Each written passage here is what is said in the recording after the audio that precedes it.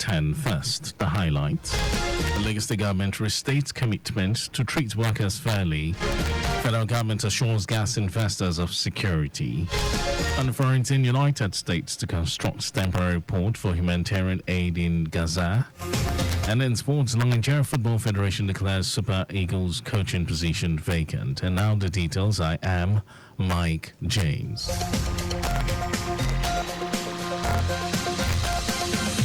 Lagos State Governor Babajide Sanwo-Olu has described the subject of the national minimum wage as a reflection of the government's dedication to ensuring that the hard-working men and women who contribute to the prosperity of the nation are treated with the dignity and fairness they deserve.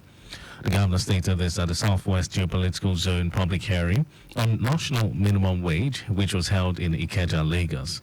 He assured the organized labor that the state government is committed to working collaboratively with other states and the federal government to arrive at a fair and realistic wage structure that will take into account the diverse economic conditions across the nation. Governor Sanwo-Olu, who was represented by the head of service, Bode Aguru, also highlighted some of the welfare programs which had been implemented by the Lagos State government, transcending health, education and transportation sectors. The governor expressed appreciation to all stakeholders, particularly labor union leaders who were present at the occasion, stating that their input and insights will be invaluable in shaping the policies that will guide the approach of government to the national minimum wage. Meanwhile, the Nigeria Labour Congress has demanded 794,000 naira as a new national minimum wage for workers in the Southwest Geopolitical Zone. The Labour Union in the Southwest, through the chairperson of the Lagos State chapter of NLC, Fumi Shesi, made the demand during her presentation at the ongoing public hearing of the Tripartite Committee on National Minimum Wage in Ikeja, Lagos. Shesi noted that the demand was jointly agreed on by all the members of the union in the Southwest.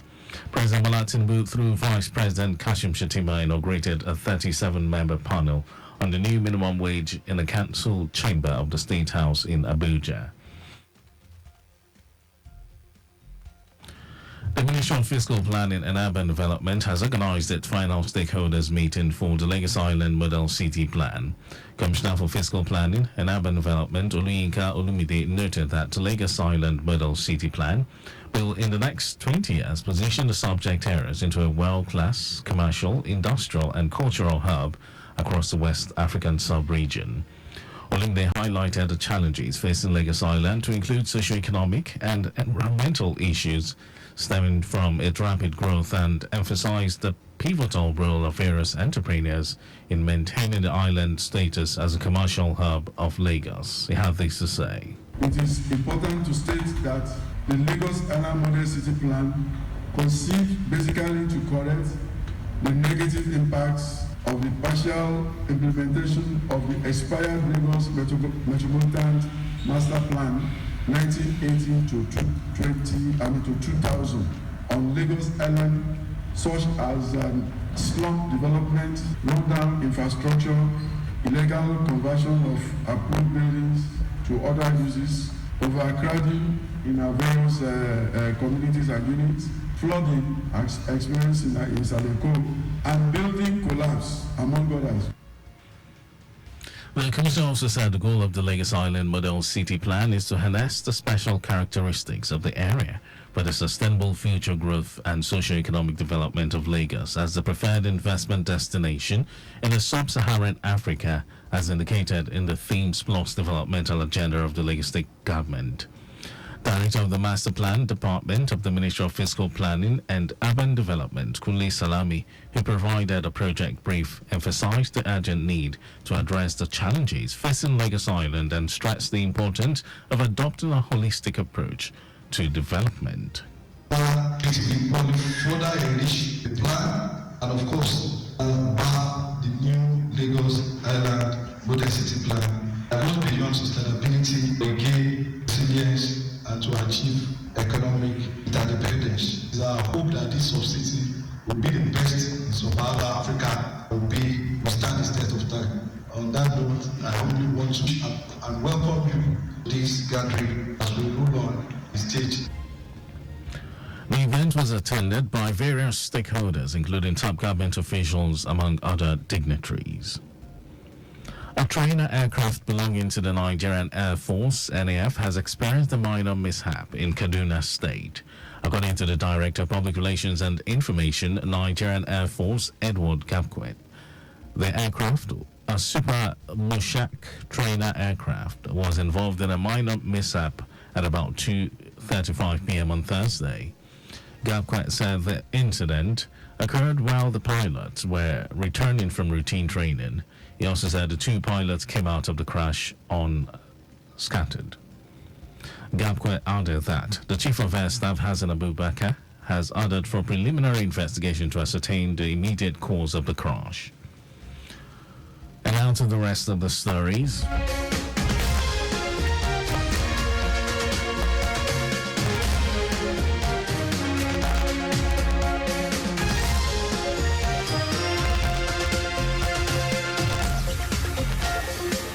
Minister of State's Petroleum Resources Gas, Ekberigbe Ekmu, has assured investors in the Nigerian gas sector of the security and safety of their investments. The minister, who stated this while hosting Chinese investors in the Brass Methanol and Gas Hub project in Bayelsa State, said the government would create an enabling environment for investors in gas, which is the country's transition fuel. Ekpo, who spoke against the backdrop of political risks and security often nursed by prospective foreign investors to Nigeria, described the Brass project as one critical project of the President Bola Tinubu-led administration. The leader of the Chinese delegation, Zheng Bijun, has said the visit to the country was to carry out feasibility studies for investment in methanol projects. Today is International Women's Day. The day, observed globally on March 8, is a day dedicated to honoring women's achievements, recognizing their struggles for gender equality and celebrating their contributions to various sectors such as culture, politics, and society. The United Nations officially designated March 8 as International Women's Day in 1975. Its roots can be traced back to March 19, 1911, when it was first celebrated in the United States and several European countries. Apart from advocating for their rights and supporting organizations that focus on women's causes, International Women's Day also promotes gender equality and drives social change. Invest in women, accelerate progress is the theme for the 2024 International Women's Day, with an emphasis on tackling women's economic disempowerment. Chairman of the All Progressives Congress, APC in Lagos State, Cornelius Ojelabi, has implored women and other relevant stakeholders in the nation to continue working on how to improve the lots of women and the girl child. Ojelabi, who made the call as Nigeria joins the rest of the world to mark the 2024 International Women's Day, described the theme for this year, Invest in Women, Accelerate Progress, as very apt.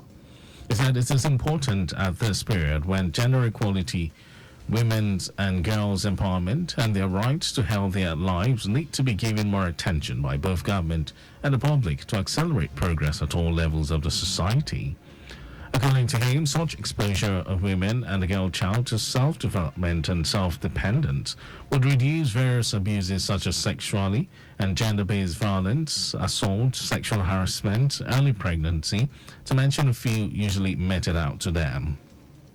Ojelabi urged both the government and the organized private sector to invest in women and children, especially the girl child, through empowerment, because it is by so doing that the nation will be developing itself as well as its human resources.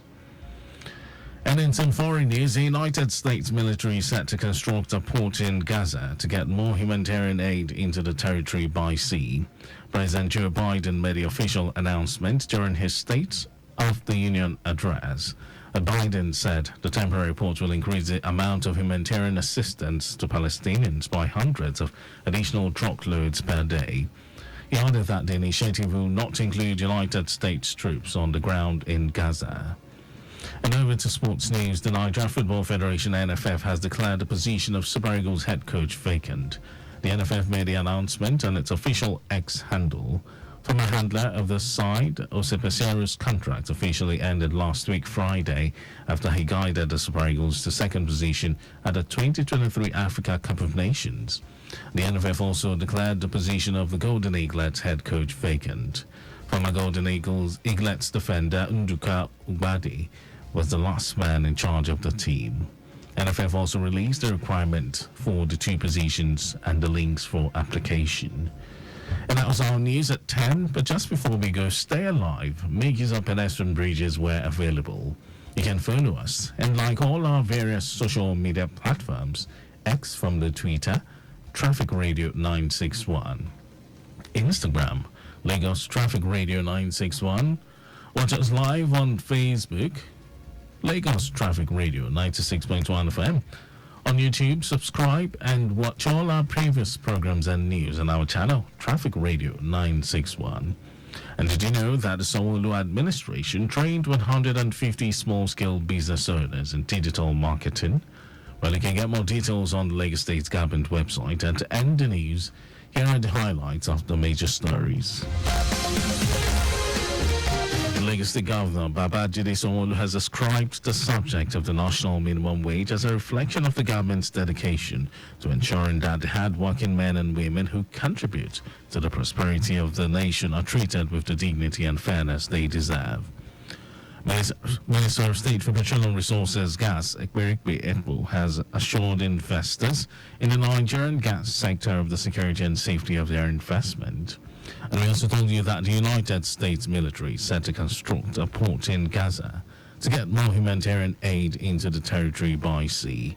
And in sports, the Nigeria Football Federation NFF has declared the position of Super Eagles head coach vacant. And for contacts with the newsroom, send a message to Lagos Traffic Radio at lagosstate.gov.ng. That ends the news broadcast compiled by Adiwali Oluokmoroku. Thank you for listening.